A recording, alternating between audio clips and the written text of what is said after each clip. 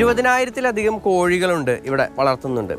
ആ ഫാമിൽ ഏറ്റവും പ്രധാനമായും ചെയ്തിരിക്കുന്ന ഒരു കാര്യമുണ്ട്. അത് ഇവിടെ ഈ ഫാമിൽ പലയിടങ്ങളിലായി ഉണ്ടാകുന്ന ജൈവ മാലിന്യങ്ങൾ അതെല്ലാം പൊടിച്ച് അതിനോടൊപ്പം തന്നെ ചകിരി ഉൾപ്പെടെയുള്ളവ പൊടിച്ച് ഈ ഫാമിൻ്റെ ഈ പൗൾട്രി ഫാമിൻ്റെ താഴ്ഭാഗത്ത് വിരിച്ചിരിക്കുകയാണ്. അതിന് മുകളിലാണ് കോഴികളെല്ലാം തന്നെ നിൽക്കുന്നത്.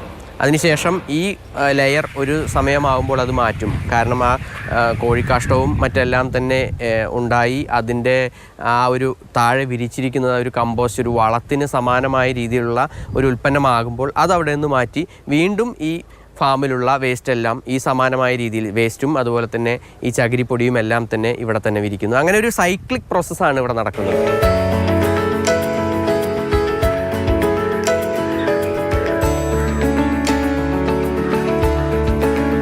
ഇപ്പോൾ നമ്മൾ ഒരു 3 ദിവസമായ കുഞ്ഞിനെ മേടിക്കുകയാണ്.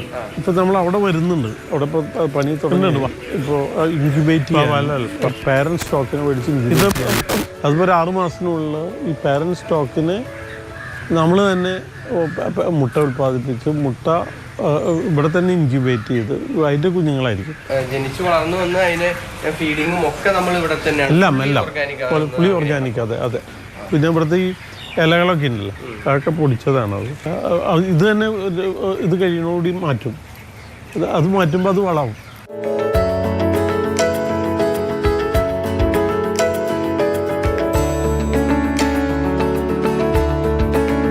പശുക്കൾക്ക് കൃത്യമായ ഗുണനിലവാരത്തിലുള്ള തീറ്റയൊക്കെ ഉൽപ്പാദിപ്പിക്കുന്നതിന് വേണ്ടി ഒരു പ്രത്യേക സംഘം തന്നെയുണ്ട്. അവർ അതിൻ്റെ ഓരോ മൂലകങ്ങളുടെ അളവെല്ലാം തന്നെ കൃത്യമായിട്ട് പരിശോധിക്കും. അങ്ങനെ പരിശോധിച്ച് ഉണ്ടാക്കുന്ന തീറ്റയാണ് നൽകുന്നത് എന്നുള്ളതാണ് മറ്റൊരു പ്രധാനപ്പെട്ട കാര്യം. ഇതിനു വേണ്ടി ഒരു പ്രത്യേക സംഘത്തെ തന്നെ രൂപീകരിച്ചിട്ടുണ്ട്. എഡ്യൂക്കേഷണലി ക്വാളിഫൈഡ് ആയിട്ടുള്ള ഒരു സംഘം തന്നെയുണ്ട്.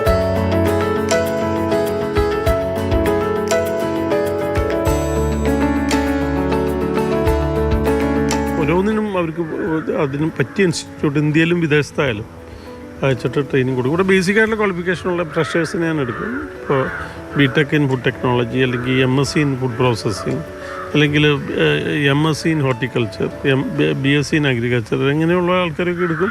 അതുകൊണ്ടൊന്നും ഇപ്പോൾ എടുക്കും. അവർക്ക് ജസ്റ്റ് ഔട്ട് ഓഫ് കോളേജ് അവർക്ക് ഒന്നും ചെയ്യാൻ പറ്റില്ല.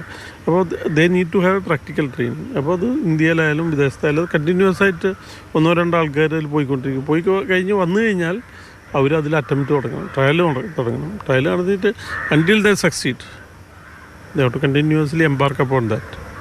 അങ്ങനെ അത് അവസാനം അത് വിജയിക്കും.